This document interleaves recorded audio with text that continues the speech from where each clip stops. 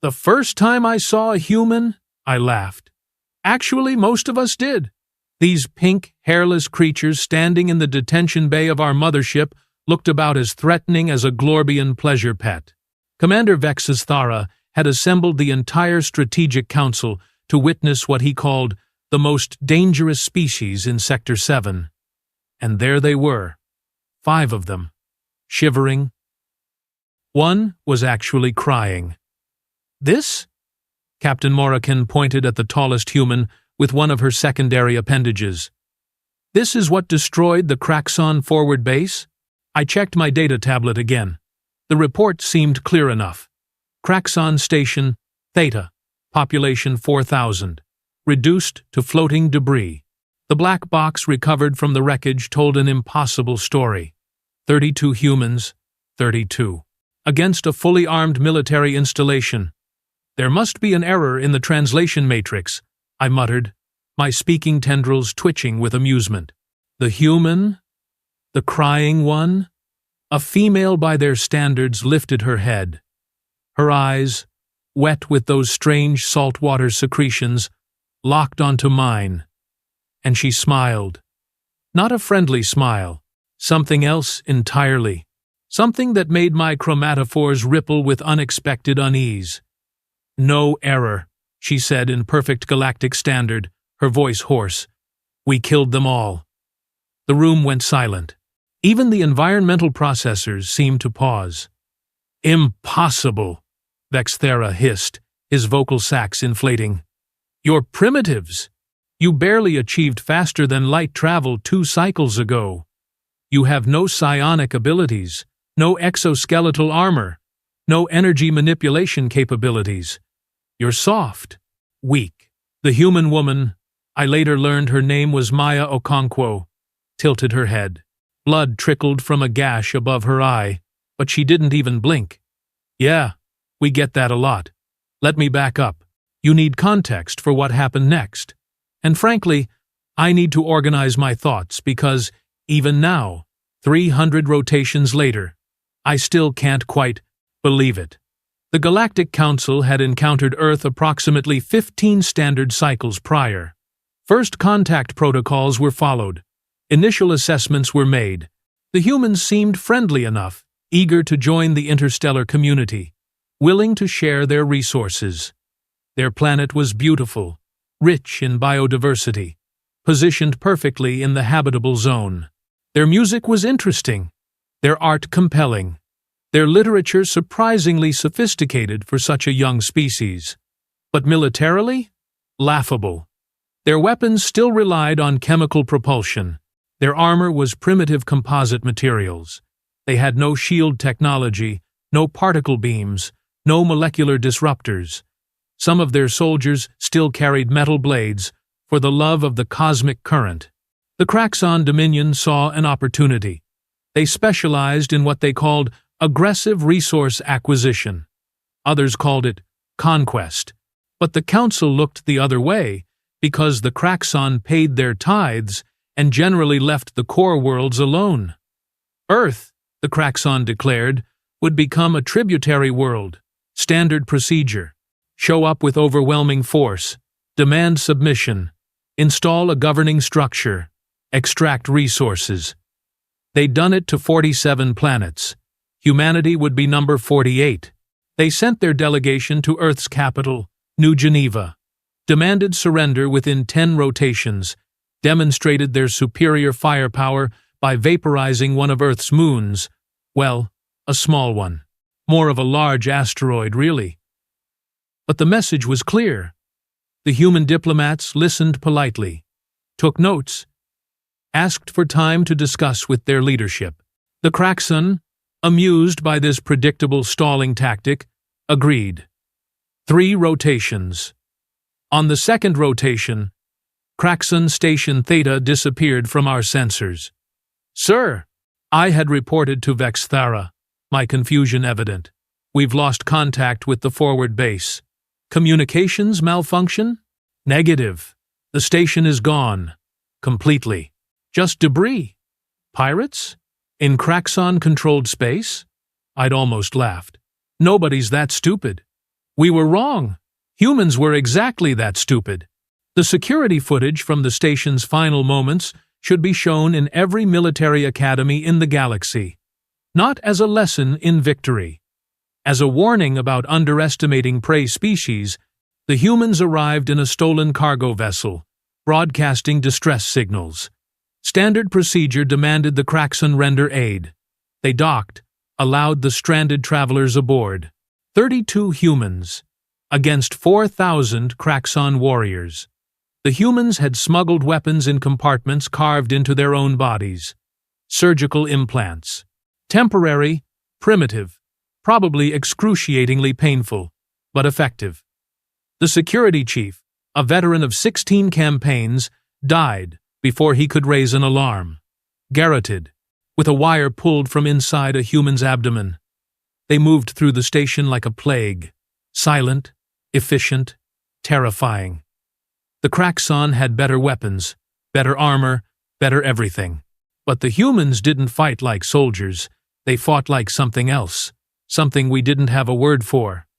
One human, a male named Marcus Webb, took 17 plasma rounds. 17, any of them should have been fatal. He kept moving, kept killing.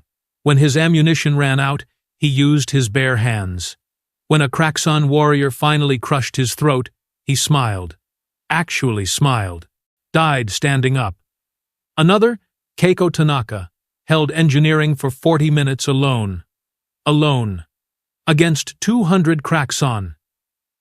They found her body later, surrounded by 73 Kraxxon corpses. She'd run out of bullets and switched to a plasma cutter, then a wrench, then broken pieces of decking. Her final message, scrawled in her own blood on the wall, read, "Earth remembers." Remember what? They hadn't even been attacked yet. Not really. One asteroid moon. Barely a warning shot. But, somehow, they knew. Knew what was coming. Knew what the Kraxxon intended. And decided to strike first. The station's self-destruct was manually triggered. The humans didn't even try to escape. They just wanted to make sure the Kraxxon died. All of them.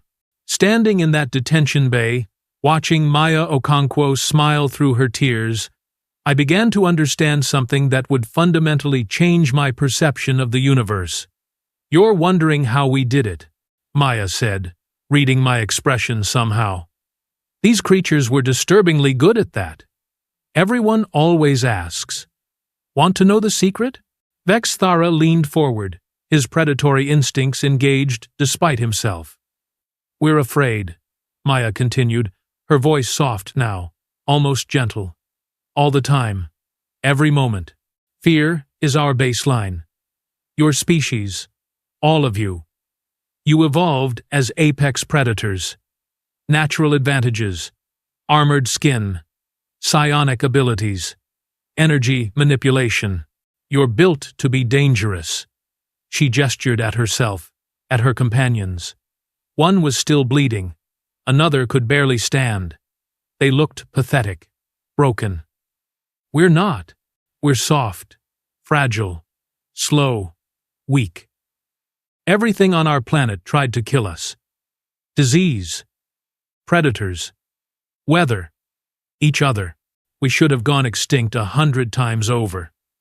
But you didn't," I found myself saying. "No. Because we learned something you never had to. We learned that being afraid doesn't mean you give up. It means you fight harder, smarter, meaner." "This is absurd," Moraken interjected. "Fear is a weakness. Every species knows this." Maya laughed. Actually laughed. The sound echoed off the detention bay walls. "Fear kept us alive when saber-toothed cats hunted us, when ice ages froze our world, when we had nothing but rocks and sticks against creatures that could tear us apart." She paused, her eyes sweeping across all of us. "Fear taught us to never, ever give up." "The Kraxxon will retaliate," Vexthara said, trying to regain control of the conversation. "They have fleets, armies. They will burn your world to ash." "Probably," Maya agreed. "They'll definitely try," And you'll die. All of you. Maybe. She shrugged, a gesture that made her wince from her injuries. But here's the thing about humans, Commander. We don't fight to win. We fight because we refuse to lose. There's a difference. I didn't understand the distinction then. I would. Soon. You're prisoners of the Galactic Council, Vexthera declared, straightening to his full height. You'll stand trial for destroying a registered station. The evidence is clear. Sure, Maya said. But you should know something. We're not the assault team. We're the distraction. My blood, what serves as blood in my physiology, went cold. What? While you were busy tracking us, cataloging our attack on Station Theta, getting all excited about capturing dangerous criminals. She paused, savoring the moment. The rest of humanity was studying you. All of you. Every species in the Council. Your technology, your tactics, your weaknesses. Impossible, Morrigan said. But there was uncertainty in her voice now. We have countermeasures, security protocols. You have arrogance. Another human spoke up. This one, a male named David Park, looked even worse than Maya. Burns covered half his face, but his voice was steady. You all do. You see us as primitives, barely worth noticing. So you don't bother hiding your data streams. Don't bother encrypting your tactical networks. Why would you? We're just humans. The implications hit me like a plasma strike to the thorax. You've been infiltrating our systems. For 6 months, Maya confirmed, while your diplomats were in New Geneva, making demands, threatening us. Our people were copying every byte of data from your ships, learning, adapting. This is a bluff, Vexthara said, but I could see his confidence wavering. Even if you have our data, you lack the capability to use it, effectively. Maya's smile vanished. Her expression went flat, empty. And somehow, that was worse than the smile. You keep saying that. Keep believing we're limited by our technology, our biology. You're thinking like predators, like apex species. And you're not? No, Commander. We're survivors. There's a difference. A predator hunts. A survivor does whatever it takes to live through the night. She leaned forward, as much as her restraints allowed. And we've survived things you can't imagine. Ice ages, plagues, genocides, world wars. We've been killing each other for sport, for religion, for resources, for absolutely no reason at all, for 10,000 years. We're really, really good at it. The detention bay doors suddenly sealed. Emergency protocols. My tablet chirped with incoming alerts. What's happening? Morrigan demanded. I scanned the data, my processing centers struggling to make sense of it. Multiple breaches, outer hull, inner hull, engineering, command deck, life, support. I looked up, my visual organs widening. We're being boarded. By what? Vexthera pulled his particle disruptor. Pirates? Another human attack? Maya laughed again. That terrible, knowing laugh. Not humans, Commander. We didn't need to send more humans. She paused, letting the suspense build. We sent your own ships. What? Turns out, when you copy someone's entire computer network, you can do fun things, like remote access, override protocols, AI subversion. David was smiling now, too. All 5 humans were. Despite their injuries. Despite their apparent capture. Your automated defense drones? They work for us now. Your security systems? Ours. Your own weapons? Pointed at you. The mothership shuddered. On my tablet, I watched as automated systems turned against their operators. Defense turrets targeting Kraxxon soldiers. Airlocks opening to vacuum. Fire suppression systems flooding occupied sections with toxic gas. This is impossible, Vexthara whispered. There's that word again. Maya's restraints clicked open. So did her companions. They stood, slowly, painfully, free. You really need to expand your vocabulary, Alarms shrieked. The lights flickered to emergency red.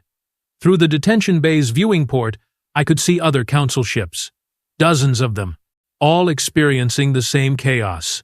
The entire fleet, compromised. How? I managed to ask. Maya walked toward me. Each step looked agonizing, but she didn't stop, didn't slow. We learned from you, studied you, adapted your technology. But more importantly, we understood something you never considered. What? You built systems assuming certain behaviors, certain limitations, certain rules. She was close now. I could smell the copper tang of her blood, see the determination in those strange, forward-facing eyes. Humans don't follow rules, not when our survival is at stake. We cheat, we lie, we do whatever it takes. The deck lurched. Something big had just exploded. The Kraxxon will still come, Vex Thera said, his weapon trained on Maya, but his hands were shaking. This changes nothing. You're right, Maya agreed. They'll come, with their fleets, their armies, their superior technology, and we'll fight them. We'll lose ships, planets, billions of lives, probably. Then why fight? Maya's expression softened, just slightly. Because that's what humans do, Commander. We face impossible odds and fight anyway. We look at extinction and say, not today. We take our fear, our pain, our absolute terror, and we turn it into rage, into determination, into weapons. She gestured around the dying ship. This is just the beginning. You wanted to see if humans would surrender when faced with superior force. You wanted to test us, see if we'd kneel. Another explosion rocked the vessel. The viewing port cracked. Emergency force fields activated. Well, congratulations, Maya said, her voice cutting through the chaos like a blade. You got your answer. Humans don't kneel.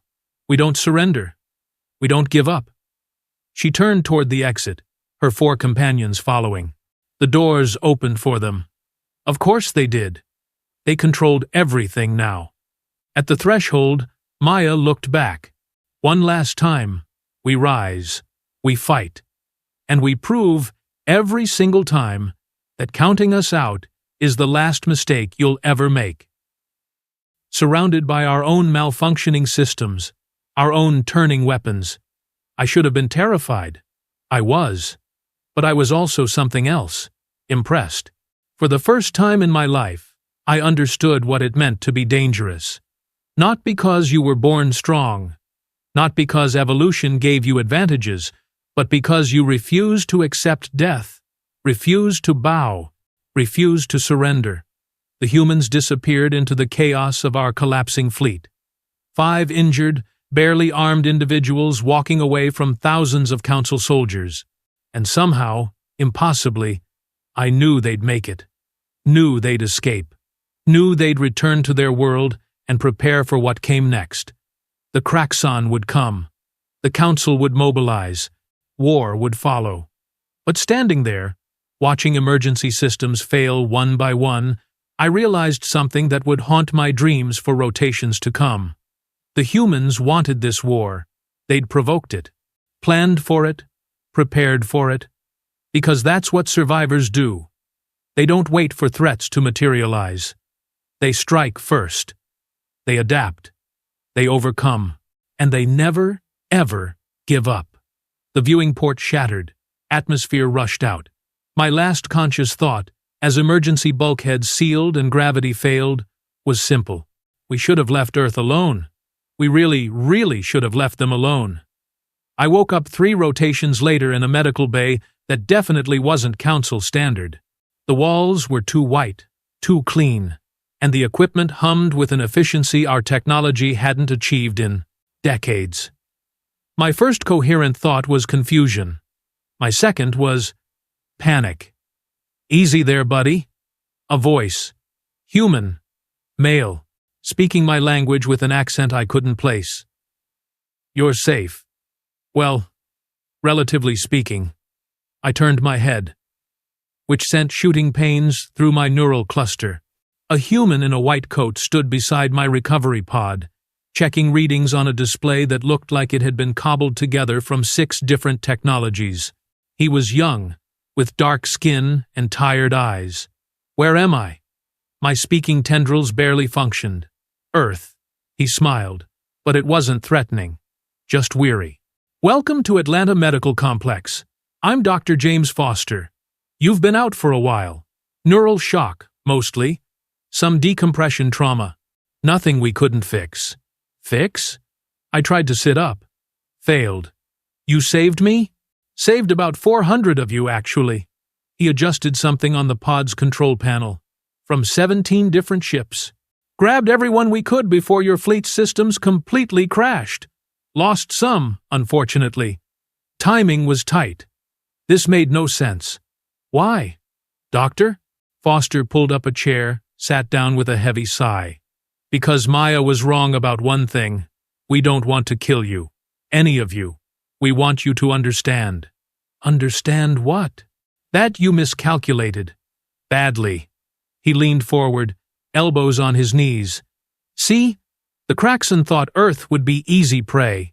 The Council thought we were amusing primitives. Everyone assumed our lack of natural advantages made us weak." He paused. "But weakness teaches lessons that strength never can." Before I could respond, alarms blared. Not medical alarms, battle alerts. The walls shook. "Doctor." Foster didn't even flinch. "Right on schedule. The Kraxxon Armada just entered the solar system. About 6,000 ships, if our scanners are accurate. 6,000. Against one primitive planet. It wasn't a battle. It was extinction. You need to evacuate," I said, struggling against my restraints. "Can't. This is our home." He stood, walked to a viewing screen, activated it. "Besides, we've been expecting them." The display showed space around Earth, and it was full, not with human ships. They had maybe 300 vessels, all outdated designs. No, space was full of satellites, thousands of them, tens of thousands, all moving in precise geometric patterns. "What are those?" "Our insurance policy." Dr. Foster's expression was grim. "See, after you took our moon? Well, part of it. We realized something. You have better weapons, better shields, better everything. Can't compete with that directly. Then, how do you plan to fight? Who said anything about fighting fair?" He grinned, and I saw Maya's smile in his expression. That same terrifying certainty. "We fight smart, we fight dirty, we fight human." The Kraxxon fleet advanced in perfect formation. Dreadnoughts at the front. Carriers in the middle. Support vessels covering the flanks. Textbook assault pattern. I'd seen it 100 times in tactical simulations. Then Earth's satellites activated. They weren't weapons, not traditional ones. They were mirrors. Thousands of precisely angled reflective surfaces, each one positioned to catch and redirect Earth's Sunday. The light focused, concentrated, intensified. The lead Kraxxon dreadnought, pride of their fleet, simply melted. Its shields, designed to stop particle beams and plasma bursts, had no defense against concentrated stellar radiation. The hull, superheated, buckled, exploded. "Basic physics," Dr. Foster said calmly. "Your shields work by deflecting energy, but they have to let some wavelengths through, or you'd be blind and your sensors wouldn't work. Visible light, for instance." He gestured at the screen. "We just made there be a lot more visible light." The Kraxxon fleet scattered, breaking formation. But the satellites adjusted, tracking, focusing. Ship after ship succumbed. Not to superior technology, to weaponized starlight. "This won't stop them all," I said, watching the destruction with a mix of horror and fascination. "Nope, that's just the opening move." On the screen, human ships emerged from behind Earth's actual moon. They weren't running. They were accelerating. Straight toward the Kraxxon fleet. Suicide runs. Except They weren't suiciding. They were deploying something. Clouds of small objects, dispersing rapidly through space. Kinetic mines, Dr. Foster explained.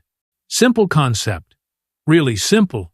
Chunks of metal with basic guidance systems. No power signatures to track. No heat to detect.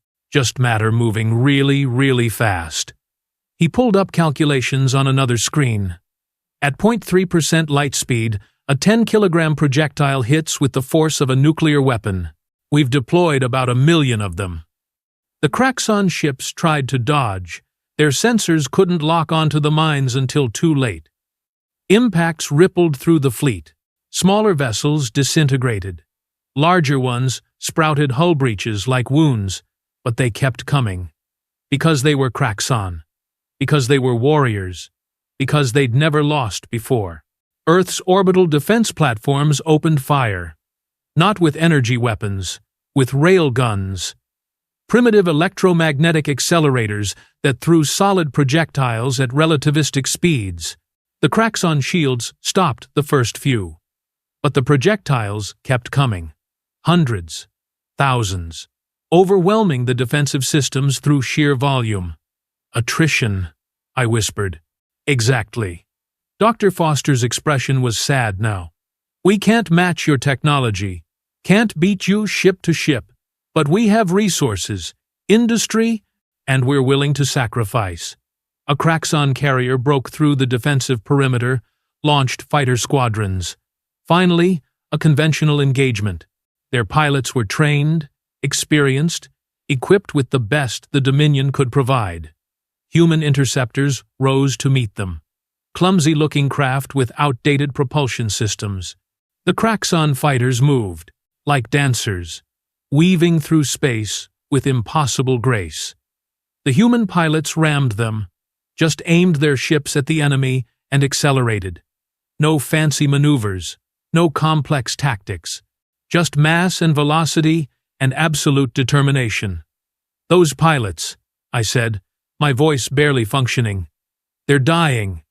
They're volunteers. Dr. Foster's jaw clenched. Every single one. They know the odds. They go anyway. Because humans don't surrender. I understood now. Really understood. The battle raged for hours. The Kraxxon fleet, vastly superior in every measurable way, slowly disintegrated. Not because they were outfought.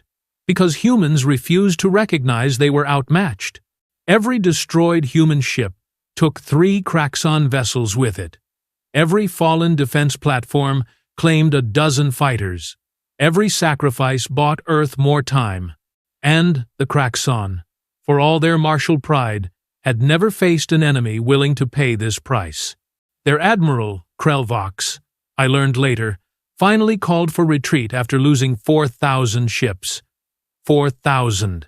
Against a primitive species that should have been conquered in hours. The remaining Kraxxon vessels fled, jumped to faster than light, disappeared. Earth had won, at a cost that made victory taste like ashes. Dr. Foster helped me to a window, real glass, not a viewing screen. Outside, I could see the planet below. Continents, oceans, cities glowing in the night. Beautiful, fragile. Why show me this? I asked. Because you need to take a message back to the Council. He handed me a data crystal. Everything that happened here. Full tactical analysis. Complete documentation. You want them to know how you won? 57 cities damaged by debris. Our orbital industry set back decades. That's the price we paid to survive. I held the crystal, its surface warm against my appendage. The Council will see this as weakness. They'll think you can't sustain this kind of defense. Let them think that. Dr. Foster's eyes met mine. But make sure they understand something else. Every human who died today died fighting. Not one of us surrendered. Not one of us ran. Not one of us gave up. He paused. And there are 8 billion more of us ready to do the same thing. The implications crashed over me like a tidal wave. You're not bluffing.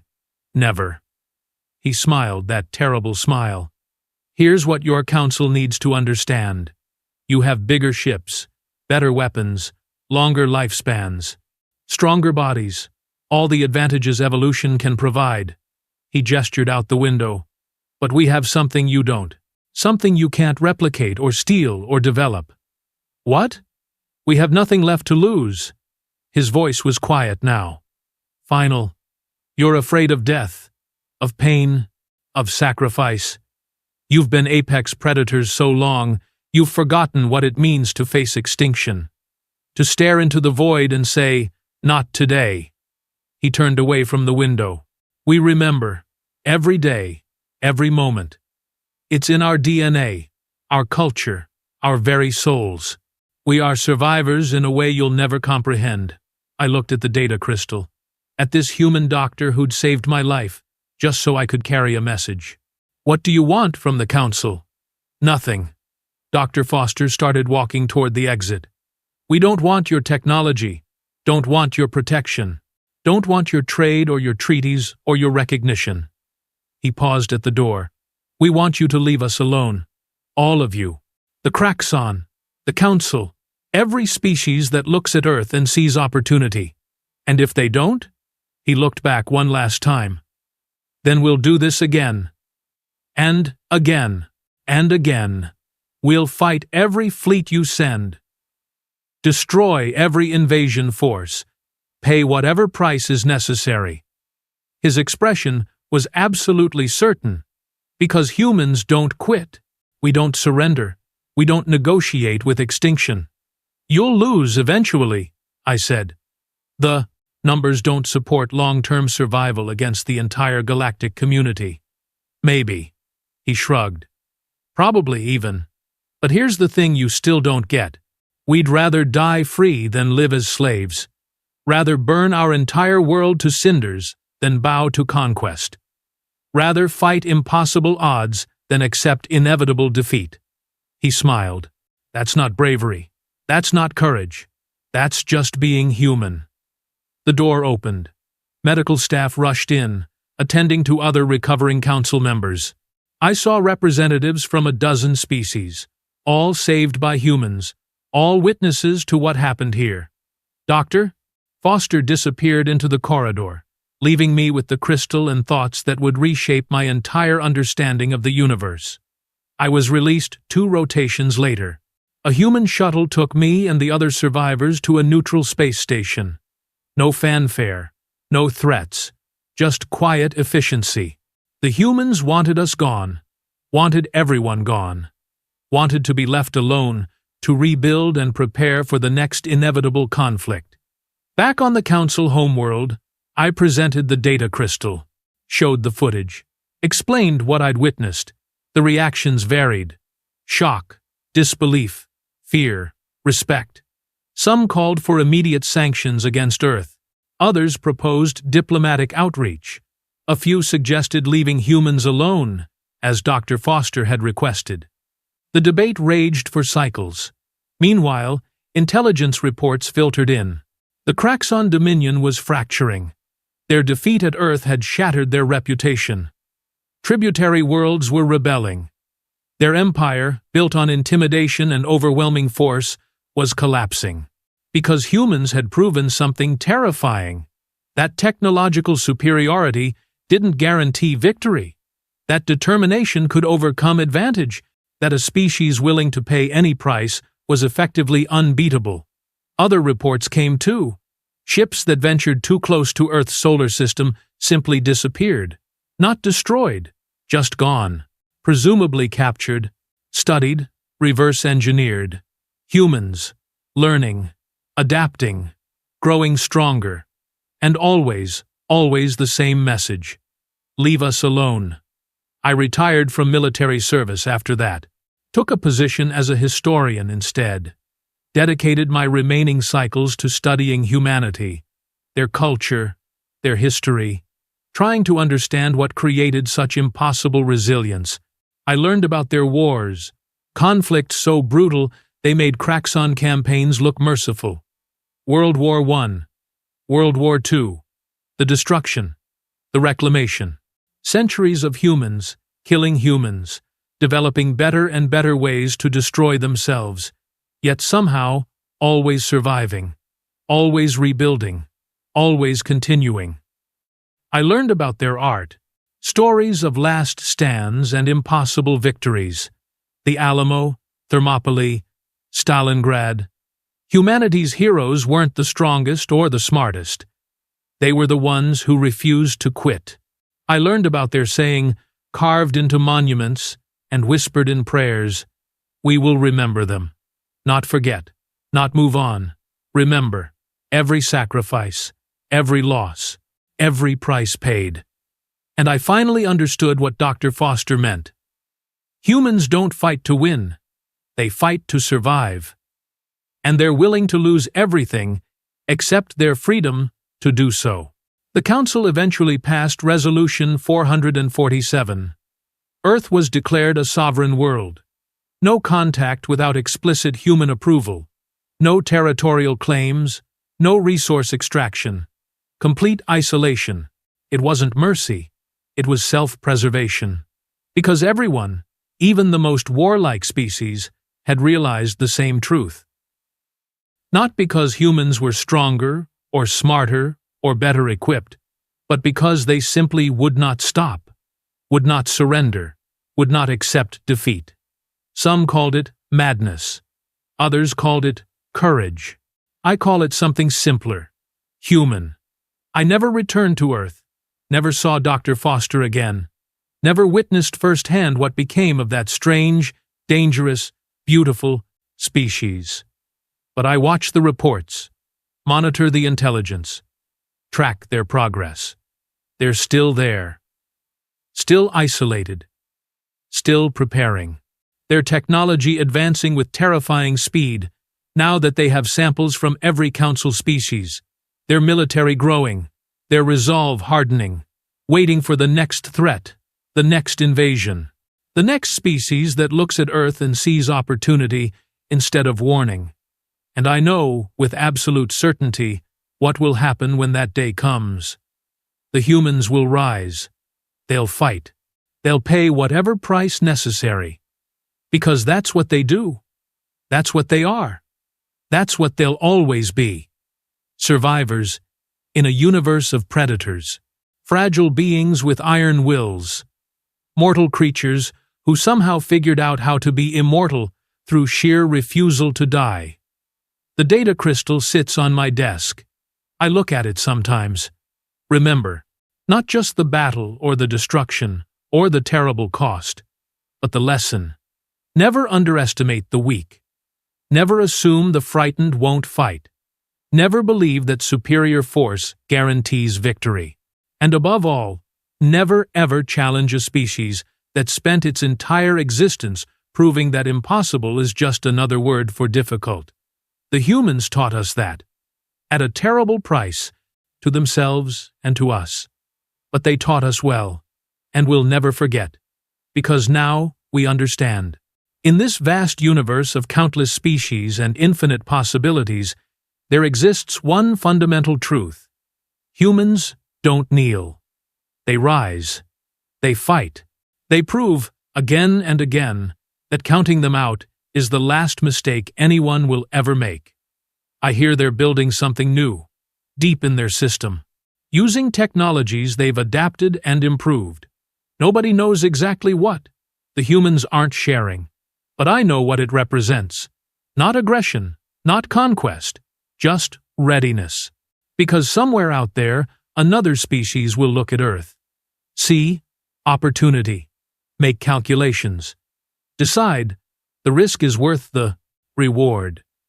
And when they come, when they arrive with their superior technology and overwhelming numbers and absolute certainty, they'll learn what every species who's challenged humanity has learned. That being human means never surrendering, never giving up, never accepting defeat. It means rising to every challenge, fighting every battle, proving, time and time again, that survival isn't about strength, it's about refusing to die. And humans, for all their fragility and fear and seemingly impossible disadvantages, are the absolute best at that. the best in the entire universe. I just hope the next species that forgets this learns the lesson as cheaply as we did. Somehow, though, I doubt they will. Humans don't do cheap lessons. They do thorough ones, complete ones. Lessons written in fire and blood and absolute determination. Lessons that echo through the cosmos as a single, unmistakable message. Earth remembers, Earth endures, Earth rises. And Earth never, ever kneels.